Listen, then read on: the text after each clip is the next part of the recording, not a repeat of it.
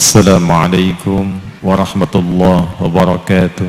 Orang Islam harus berpolitik supaya ruang-ruang politik ini tidak menjauh dari maqasidus syariah. Kita bermohon semoga rahmat Allah senantiasa dicurahkan dan melahirkan keberkahan-keberkahan terbaik yang diridhai Allah Subhanahu wa taala. Comment, like, and share. Like, subscribe, share, and comment.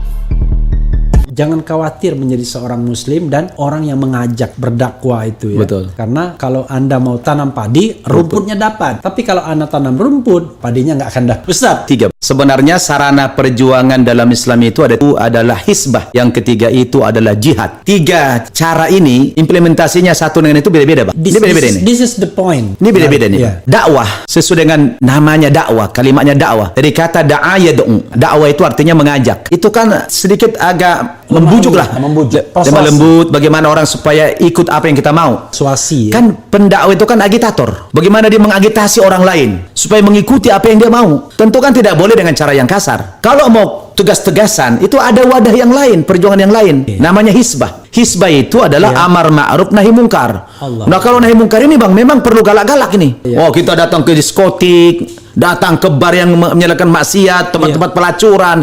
Itu nggak bisa persuasif memang. Itu perlu dengan keras, gitu kan? Nah, kata Nabi itu apa? Man ra'a minkum mungkaran falyughayyirhu biyadihi. Siapa yang melihat kemungkaran depan mata nyata, rubah kemungkaran itu dengan tangan. Kalau mungkin ya. Ya kalau mungkin bisa.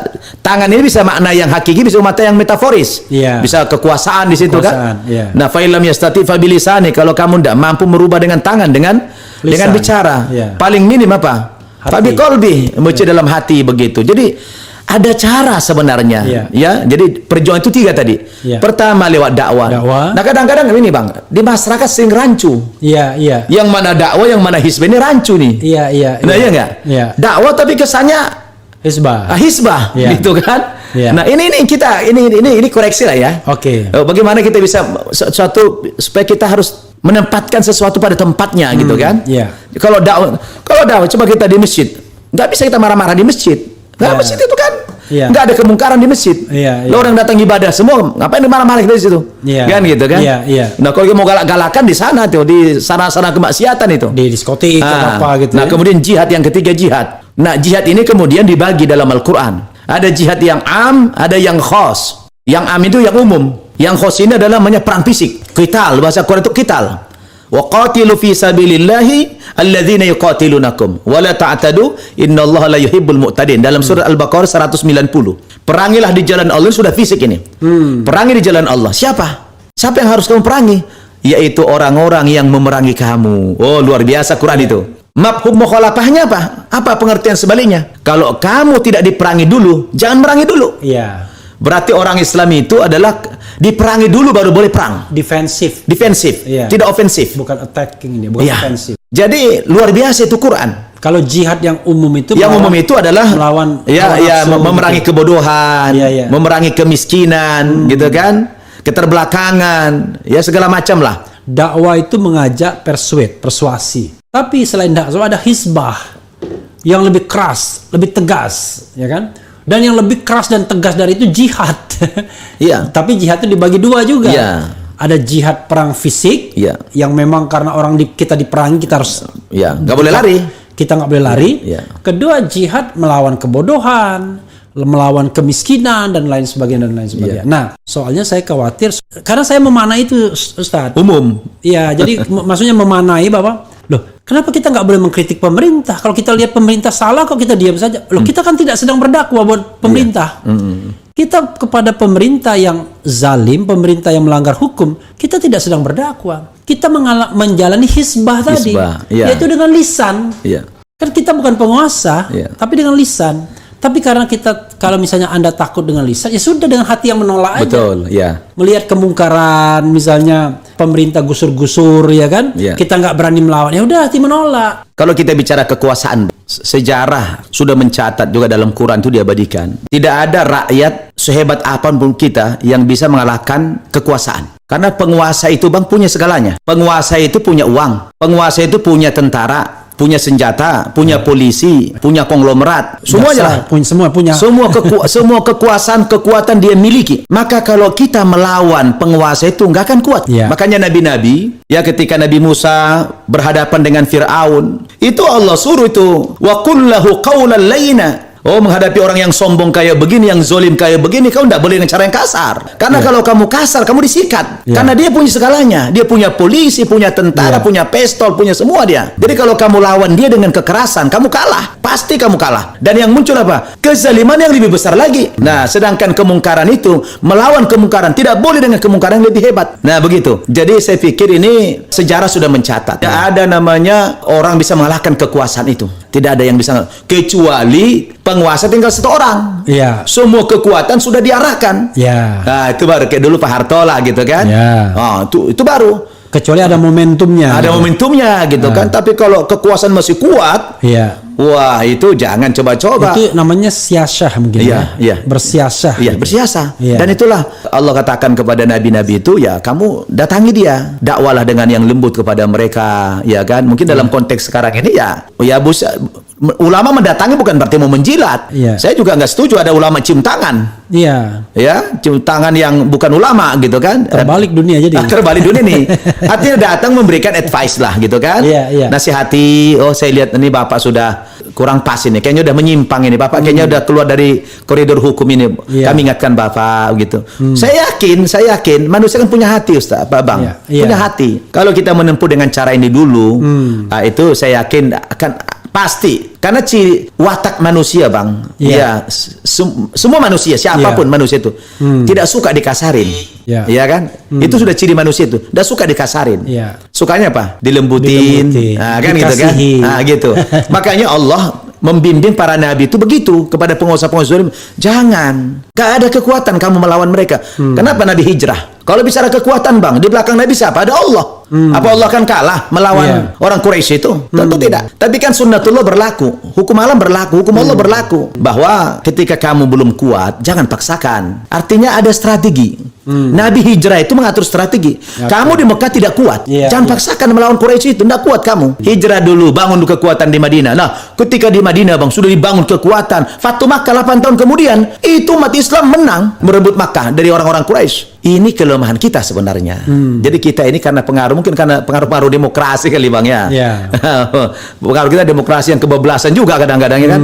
Kalau kita dari awal kembali kepada cara-cara Islam, saya pikir nggak akan ada kayak begini nih. Kalau dari awal kita dulu, ya kan. Kalau sepakat dari awal kita menggunakan cara-cara Islam itu, insya Allah Bang, damai semua hidup ini.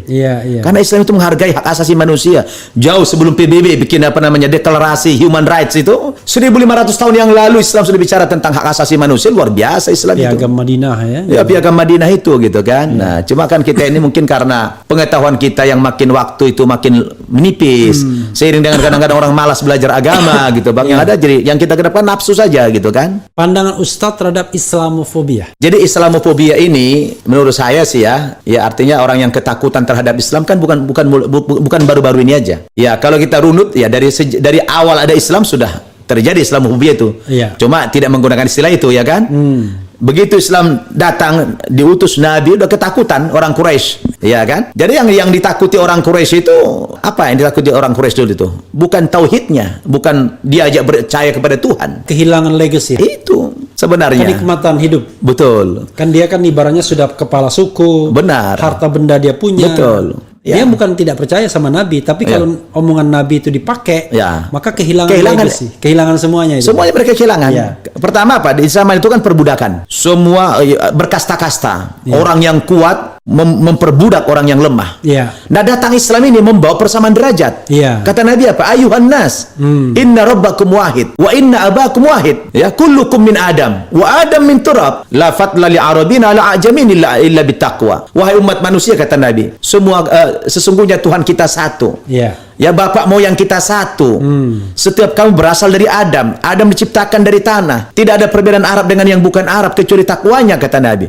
Jadi yang paling ditakuti oleh orang-orang kafir Quraisy saat itu dari Islam ini apanya? Islam membawa persamaan dari akan kehilangan semuanya. kekuasaan, kehilangan perbudakan, semua kehilangan mereka. Bukan tauhidnya yang mereka takuti. Karena mereka percaya juga kepada Tuhan. Wala in sa'altahum man khalaqas samawati wal ard la yaqulunna Allah. Muhammad, kalau kamu tanya mereka, orang-orang Quraisy itu, siapa yang menciptakan langit dan bumi? Apa jawaban mereka? La yaqulunna Allah. Mereka pasti menjawab yang menciptakan Allah Subhanahu wa taala. Mereka tahu ada pencipta itu namanya Allah, ya. Dari aspek keimanan mereka percaya walaupun Allah mereka persepsikan seperti benda patung gitu kan, tapi pada hakikatnya mereka masih punya kepercayaan Tuhan. Terserah Tuhannya seperti apa. Jadi mereka konkretisasi aja daripada apa, tapi dia percaya bahwa Tuhan itu ada. Tuhan Maha Pencipta itu ada. Jadi bukan itu mereka takut, ya nanti kami akan diajak beriman kepada Tuhan. Gue tuh takut. Mereka takut terhadap konsep Islam yang lain. Kehilangan kekuasaan mereka, kehilangan harta benda karena mereka yang tadinya dapat pajak secara mudah, majak-majikin orang nggak bisa lagi. Nah, baru kemudian mulai agak-agak populer Islamofobia yang kemudian ini apa? Di tahun 2001 pasca boom di Amerika itu, 9/11 itu. Itu memang memuncak. Sampai kata teman saya yang di Amerika itu, Bang, pasca peristiwa itu, wah, rumah-rumah orang Islam digeledah. Orang yang berjenggot dicurigai semuanya, gitu kan?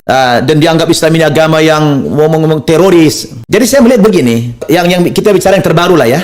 Yang 50 tahun belakangan inilah saya melihat kalau melakukan satu diagnosa gitu ya, atau analisa gitu, sepertinya memang ada, karena saya pernah di sana dulu gitu ya, ada satu image, ada pandangan orang-orang non itu terhadap Islam ini, ya, ketakutan mereka. Pertama, mereka melihat Islam ini sebuah agama yang inferior, agama kampungan, agama yang rendah, agama tidak kasih sayang, agama yang sadis, agama yang teror. Ini adalah muncul pemahaman ini di masyarakat mereka karena memang ada, mungkin ini siasat lah ya, maling teriak maling gitu. Jadi kan, jadi karena adanya bom-bom segala macam itu, jadi kita tidak tahu siapa yang melakukan itu. Tapi dalam rangka pencitraan. Bagaimana pembusukan terhadap Islam? Bukan pencitraan, pembusukan. Pembusukan terhadap Islam. Boleh jadi juga yang melakukan itu. Iya, dia juga, kita tidak tahu gitu kan. Ya, atau boleh juga yang melakukan orang Islam, kita pun tidak menafikan. Mungkin ada. Ajaran-ajaran takfiri pun ada dalam Islam itu ada, yang ekstrim itu ada. Nah, kalau itu yang terjadi, saya pikir kita juga perlu ada sedikit evaluasi gitu kan. Ya, jangan-jangan kita juga ada andil. Ya, ketakutan orang terhadap Islam itu mungkin ada andil kita juga membuat mereka takut terhadap Islam ini gitu kan. Itu satu. Analisa yang terbalik yang kedua, faktanya di barat itu mungkin 30 tahun belakangan ini, Bang, sedang terjadi as-sahwa al-islamiyah al-kubra, kebangkitan Islam secara besar-besaran. Di mana-mana orang berbondong-bondong masuk Islam. Saya lihat dengan mata kepala saya. Bahkan mohon maaf, saya kalau ceramah itu, Bang, di masjid-masjid di Amerika itu rata-rata saya ceramah di masjid bekas rumah ibadah agama lain, Bang. Dan saya lihat itu kalau hari Jumat itu ada saja sholat Jumat di Amerika itu, Bang, jarang yang satu putaran. Rata-rata 2 putaran, bahkan ada yang 3 putaran itu. Saking masjidnya tidak mampu lagi menampung. Ya, bukan karena jumlah masjid sedikit, masjid banyak. Bahkan kalau Abang ke Manhattan, saya pernah hitung itu, Bang. Kita ke Manhattan, itu berapa masjid, Bang? Kalau Abang jalan-jalan di segitiga Mas di Jakarta ini, Sudirman, Tamrin, Kuningan, Gatsu, coba Abang hitung, ada berapa buah masjid yang betul-betul masjid, bukan di kantor ya, bukan di gedung ya, masjid. Paling berapa biji? Berapa masjid? Tapi kalau Abang di Manhattan, Bang, belasan masjid, Bang, yang betul-betul masjid, Bang.